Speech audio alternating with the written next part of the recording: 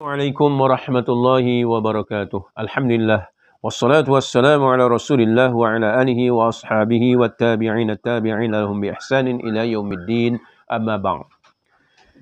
Para pelajar yang dirahmati oleh Allah sekalian, kita bersyukur kepada Allah Subhanahu wa taala kerana kita masih lagi dapat meneruskan sesi pembelajaran kita ini walaupun dalam suasana PDP ini, dalam suasana COVID-19 ini.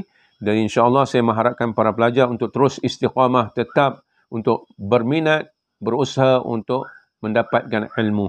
Jadi, saya meminta para pelajar pada hari ini untuk membuka buku teks kafar tahun 5. Pelajar tahun 5, buku teks kafar pelajaran ibadah. Dan kita telah sampai kepada soalan-soalan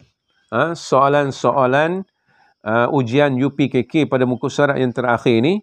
Dan kita telah berbincang di atas soalan yang ke-31, 32.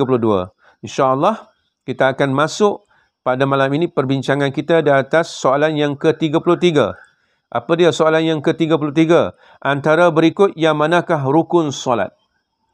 Alif, membaca doa iftitah. Ba, membaca doa kunut. Jim, membaca tahiyat awal. Dal, membaca tahiyat akhir. Soalan ni semuanya membaca itu dipanggil rukun qauli, rukun perkataan. Bila bacaan dalam solat ini sama ada ianya sunat ataupun rukun, sama ada ianya sunat ataupun rukun, wajib dibaca. Maksudnya kena menggerakkan lidah kita untuk dibaca. Ada bacaan dalam solat ini yang kita boleh kuatkan, jahar ataupun kuatkan, dan ada bacaan-bacaan, khususnya bacaan-bacaan sunat, ada yang kita kena baca secara sir atau perlahan. Baik, soalannya di antara berikut yang manakah rukun solat? Yang saya sebut rukun solat itu ada rukun qauli, rukun perkataan, ada rukun fi'li, ada rukun perbuatan, dan ada rukun qalbi, ini rukun hati. Jadi soal di sini, mana dia rukun solat? Pada jawapan yang diberi, di antara jawapan yang diberi itu kesemuanya menunjukkan rukun-rukun, di antara menunjukkan perkara-perkara yang melibatkan bacaan, membaca. Membaca adalah rukun qauli. Kalau ianya rukun dalam solat. Kalau bukan rukun, mana sunat dalam membaca perkara-perkara sunat dalam solat.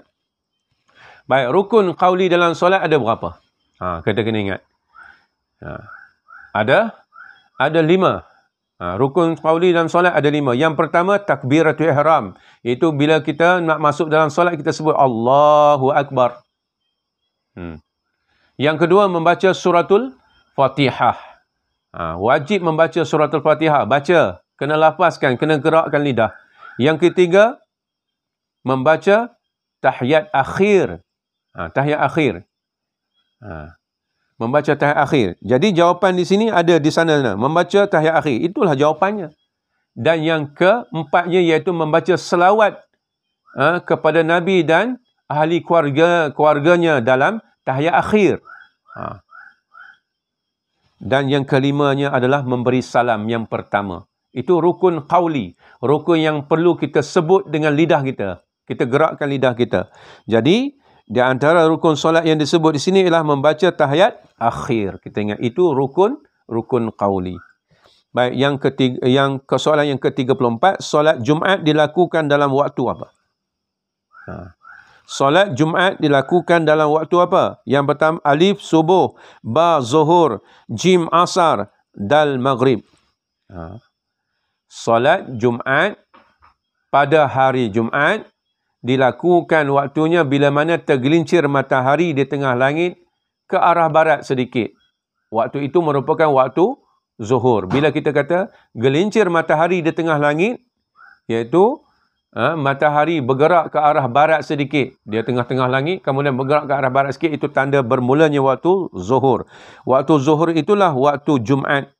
Waktu zuhur itulah waktu Jumaat. Bila berakhir waktu zuhur, iaitu bila mana bayang-bayang, kalau kita ukur, bila mana kita bacak satu kayu, bila mana bayang-bayang kayu ataupun benda tersebut sama panjang, itulah berakhirnya waktu zuhur.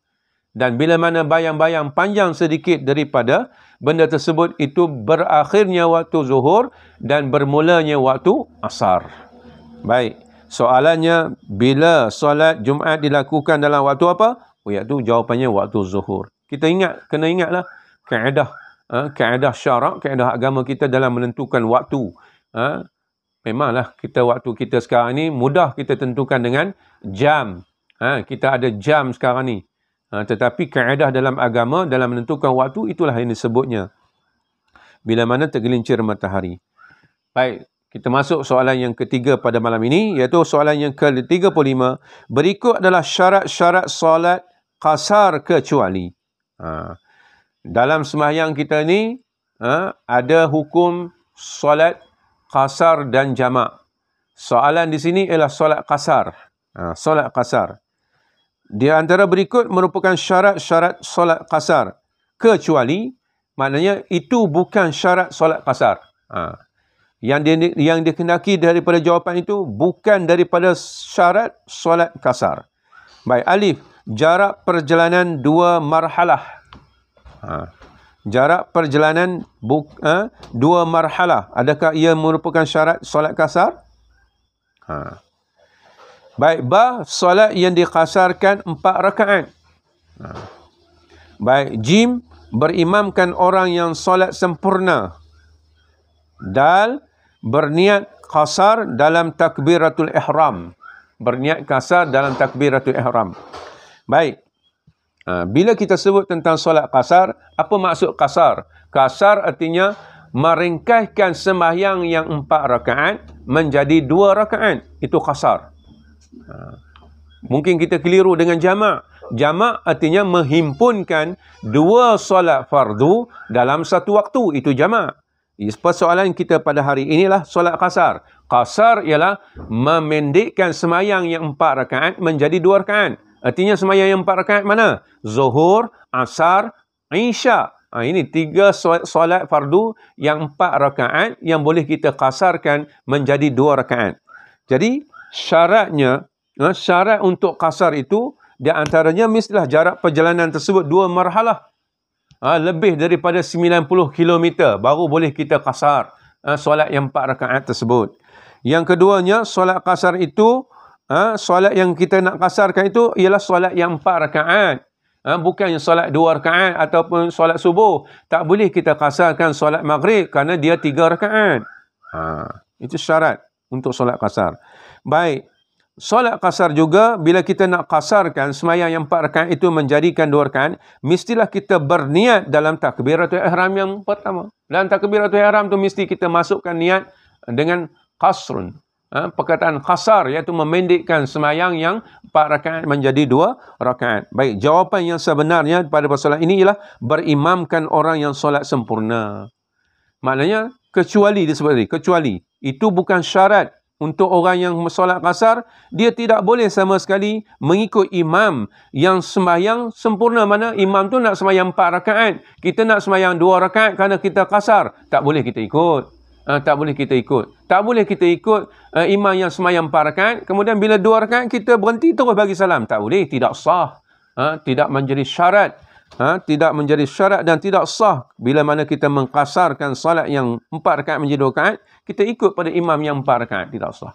Jadi jawapannya adalah jim, iaitu berimamkan orang yang solat yang sempurna, maksudnya solat yang 4 rakaat. Orang yang bila mana imam itu sembahyang 4 rakaat, kita nak sembahyang qasar 2 rakaat, artinya kita tak bolehlah mengikut imam tersebut. Itulah perbincangan kita di atas 3 persoalan. InsyaAllah sekadar itu pelajaran kita pada hari ini. Semoga para pelajar dapat memahaminya, dapat menghayatinya dan bersedia untuk menghadapi ujian jika berlaku ujian IPKK ini, insyaAllah. Sekadar itu pelajaran kita pada hari ini. Wabillahi taufiq wal hidayah. Wassalamualaikum warahmatullahi wabarakatuh.